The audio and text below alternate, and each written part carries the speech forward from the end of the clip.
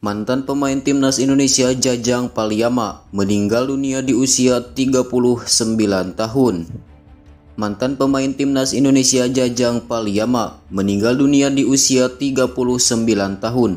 Kabar itu disampaikan akun Instagram Persik Kediri selaku mantan klub Jajang Paliama pada 2015-2016.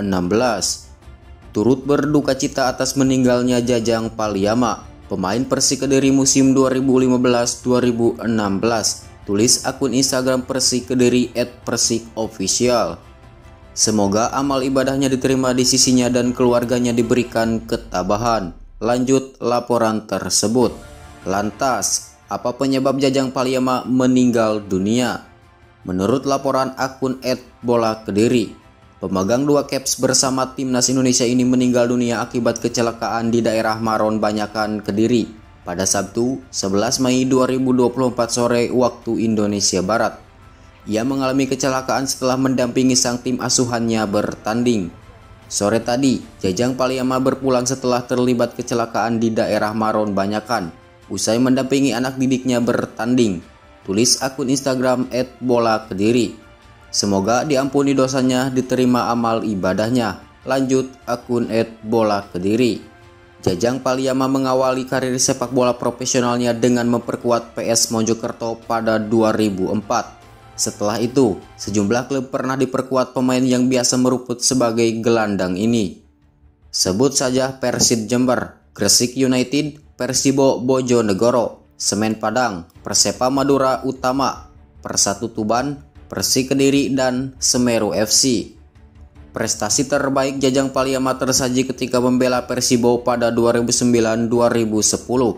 Saat itu, ia mengantarkan klub asal Jawa Timur itu juara Liga 2 2009-2010 dan kampiun Piala Indonesia 2012. Setelah itu, Jajang Paliama juga pernah mengantarkan Semen Padang juara Community Shield 2013. Performa impresif yang ditunjukkan pada 2011-2013 mengantarkan Jajang Paliama untuk memperkuat timnas Indonesia. Ia tercatat 2 kali membela timnas Indonesia, salah satunya mentas 11 menit saat timnas Indonesia asuhan Neil Maizar kalah 0-2 dari Korea Utara dalam uji coba yang berlangsung pada 10 September 2012. Akhir kata, selamat jalan Jajang Paliama. Jasa Anda untuk perkembangan sepak bola Indonesia takkan pernah terlupa. Sintayong bicara kontraknya serta target bersama timnas Indonesia ke depan. Pelatih timnas Indonesia Sintayong bicara soal kontrak dan target terdekatnya dengan tim Merah Putih. Ia mengaku belum menandatangani dokumen resmi, tetapi bertekad untuk meloloskan skuad Garuda dari putaran kedua babak kualifikasi Piala Dunia 2026 zona Asia.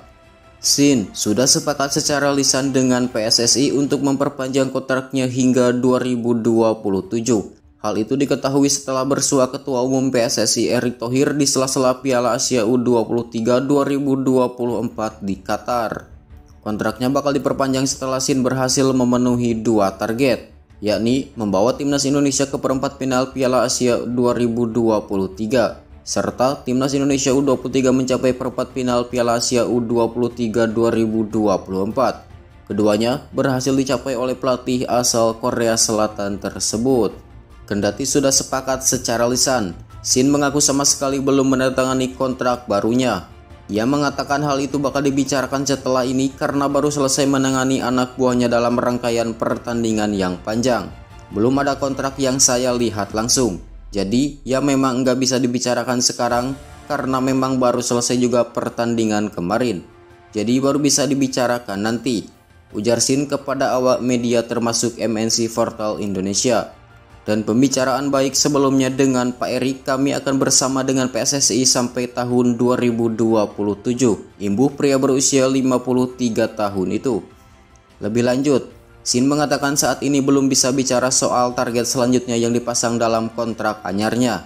Yang jelas, dalam waktu dekat sang pelatih ingin lebih dulu memastikan timnas Indonesia berhasil lolos di putaran kedua babak kualifikasi Piala Dunia 2026 zona Asia. Kelolosan timnas Indonesia dari putaran kedua babak kualifikasi Piala Dunia 2026 zona Asia sendiri akan ditentukan pada awal Juni mendatang. Jai Idjes dan kawan-kawan hanya membutuhkan satu kemenangan lagi untuk melaju ke putaran ketiga. Tim Merah Putih akan lebih dulu menjamu timnas Irak di Stadion Utama Gelora Bung Karno, Senayan, Jakarta pada 6 Juni 2024 dalam laga lanjutan grup F putaran kedua babak kualifikasi Piala Dunia 2026 zona Asia. 5 hari setelahnya, mereka akan gantian bersuat timnas Filipina di arena yang sama.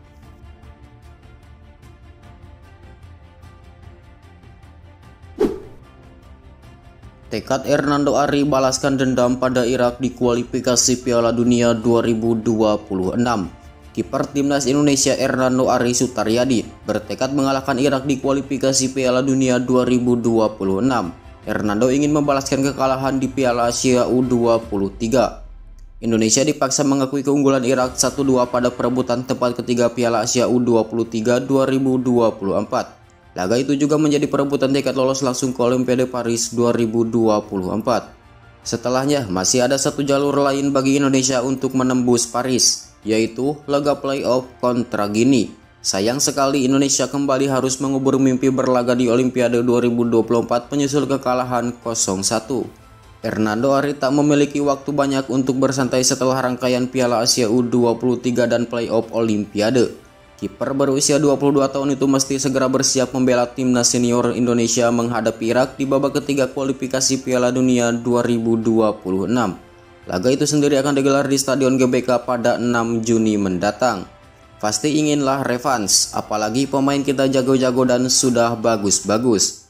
Sekarang mungkin lebih percaya diri karena pemain kami sudah komplit dan mungkin masih ada tambahan-tambahan lain. Kami sebisa mungkin pasti ambil positif buat Juni nanti, ujarnya. Indonesia menempati peringkat kedua klasemen grup F kualifikasi Piala Dunia 2026 zona Asia dengan perolehan 7 poin dari 4 pertandingan. Merah Putih mesti meraih 3 poin untuk mengunci posisi 2 besar untuk mendampingi Irak yang sudah lolos ke fase berikutnya. Sementara untuk laga terakhir Indonesia akan menghadapi Filipina pada 11 Juni.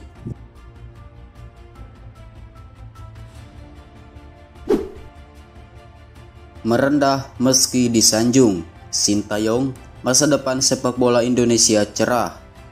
Pelatih timnas Indonesia Sintayong merendah meski mendapatkan sanjungan publik sepak bola tanah air terkait performa timnya. Sang juru taktik memang mampu membawa Pratama Arhan dan kolega memecahkan sejarah pada 2 perhelatan Piala Asia.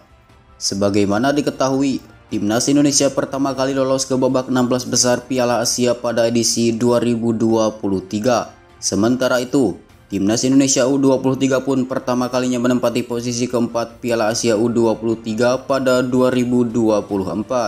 Sin mengatakan pencapaian timnas Indonesia dan U23 bukan hanya andilnya saja, akan tetapi ia nilai itu semua berkat dukungan semua elemen sepak bola Indonesia. Memang kami masuk semifinal timnas U23 kemarin dengan adanya bantuan besar dari Ketum PSSI Erick Thohir di belakang kami. Apalagi masyarakat dan para fans sepak bola Indonesia memberi dukungan lewat nobar, ujar Sin di Bandara Internasional Soekarno-Hatta. Saya nonton video-videonya itu yang membuat menjadi dukungan bagi para staf pelatih dan pemain. Imbuh pria asal Korea Selatan itu.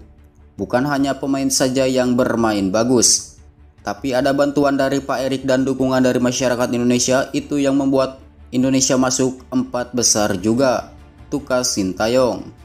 Pelatih asal Korea Selatan itu mengatakan timnas Indonesia saat ini dihuni pemain-pemain potensial dan terus berkembang. Jadi, timnya punya masa depan yang cerah jika terus dikelola dengan baik. Sepak bola Indonesia punya masa depan yang cukup cerah, tegas Sintayong. Sin mengatakan akan berusaha membuat timnya makin disegani dalam kancah sepak bola dunia. Pasalnya, ia ingin mempersembahkan berbagai prestasi untuk skuad Garuda. Pastinya bakal lebih banyak prestasi yang baik, tandasnya.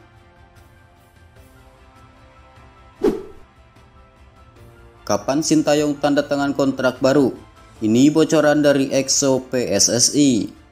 Sintayong sudah sepakat memperpanjang kontrak bersama PSSI. Kabarnya Sin akan mendapat tambahan kontrak hingga 2027. Namun, sampai saat ini Sintayong masih belum melakukan sesi tanda tangan kontrak baru bersama PSSI. Dalam waktu dekat, hal itu akan dilakukan. Anggota EXO PSSI Arya Sinulinga meminta publik untuk bersabar sebab Sintayong baru saja kembali ke Indonesia. Kan baru pulang dia, tunggulah, dia mungkin butuh istirahat dulu, ujar Arya Sinulinga. Sintayong mendapatkan kontrak baru setelah melampaui target yang ditetapkan PSSI. Timnas Indonesia mampu melaju ke 16 besar Piala Asia 2023. Sementara itu, Timnas Indonesia U23 lolos ke semifinal Piala Asia U23 2024.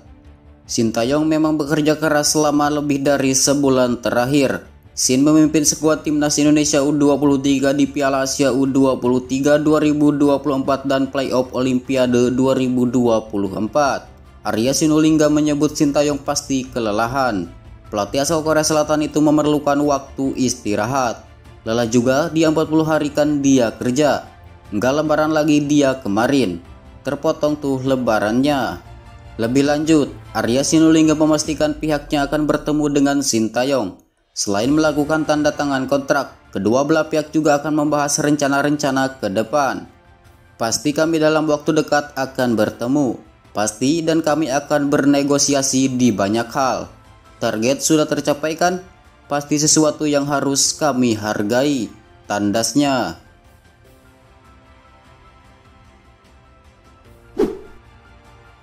Lima pemain Timnas Indonesia yang segera dicoret Sintayong. Efek kedatangan 3 pemain keturunan tambahan. Nomor 1, Dimas Derajat. PSSI sedang mengebut agar Jens Raven, Calvin Verdong, dan Martin Paes dapat bermain saat Timnas Indonesia menghadapi Irak pada 6 Juni 2024 dan Filipina 11 Juni 2024 di dua laga pemungkas grup F kualifikasi Piala Dunia 2026 zona Asia. Calvin Verdong dan Jens Raven masih dalam proses naturalisasi menjadi warga negara Indonesia. Sementara Martin Paes masih harus menunggu sidang di Pengadilan Arbitrase Olahraga untuk memastikan apakah dirinya dapat memperkuat Timnas Indonesia atau tidak. Jika 3 nama tadi bergabung, ditambah lagi Elkan Bagot, Jordi Amat, dan Saine Patinama yang diprediksi kembali masuk skuad.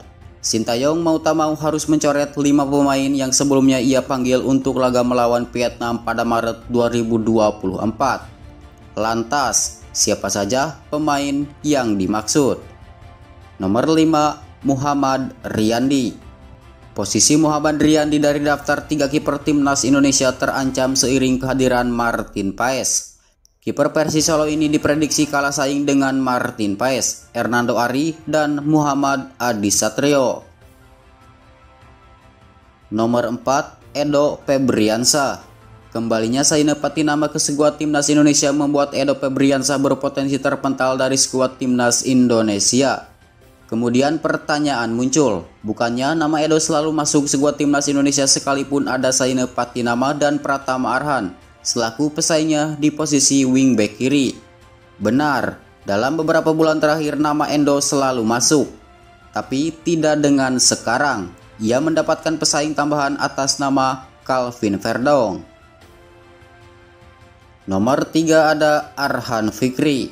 Dari 3 pemain keturunan tambahan yakni Jens Raven, Calvin Verdong, dan Martin Paes, tak ada satu pemain yang memiliki posisi asli sebagai gelandang, area yang biasa ditempati Arhan Fikri. Namun, jangan lupakan fakta bahwa Calvin Verdong dikenal sebagai versatility player, yang mana dapat diandalkan di banyak posisi. Pemain 27 tahun ini juga bisa dimainkan sebagai gelandang, posisi yang biasa dimainkan Arhan Fikri. Nomor 2 ada Wahyu Prasetyo. Wahyu Prasetyo semakin sulit mendapatkan tempat di Timnas Indonesia sebab pada Juni 2024 Jordi Amat dan Elkan Bagot bakal kembali menghiasi skuad Timnas Indonesia. Jordi Amat dan Elkan Bagot sempat absen karena cedera ketika Timnas Indonesia 2 kali menang atas Vietnam di kualifikasi Piala Dunia 2026 zona Asia pada Maret 2024. Satu lagi, Wahyu Prasetyo pun diprediksi kalah saing dengan Muhammad Ferrari yang tampil gemilang bersama Timnas Indonesia U23 di Piala Asia U23 2024. Untuk yang terakhir ada Dimas Derajat. Nama terakhir ada Dimas Derajat. dalam 1 tahun terakhir atau semenjak Rafael Struijk bergabung. Dimas Derajat kesulitan menjadi penyerang andalan Sintayong di timnas Indonesia. Kondisi Dimas Derajat semakin terjepit ketika PSSI segera merampungkan proses naturalisasi Jens Raven. Di saat bersamaan, Rafael Struijk mulai menemukan permainan terbaiknya bersama timnas Indonesia, serta Ramadan Sananta dan Hoki Caraka mulai berkembang bersama skuad Garuda. Satu hal yang pasti, nama-nama tadi hanyalah di atas kertas. Keputusan akhir siapa saja pemain yang dipanggil atau tidak ada di tangan Sintayong.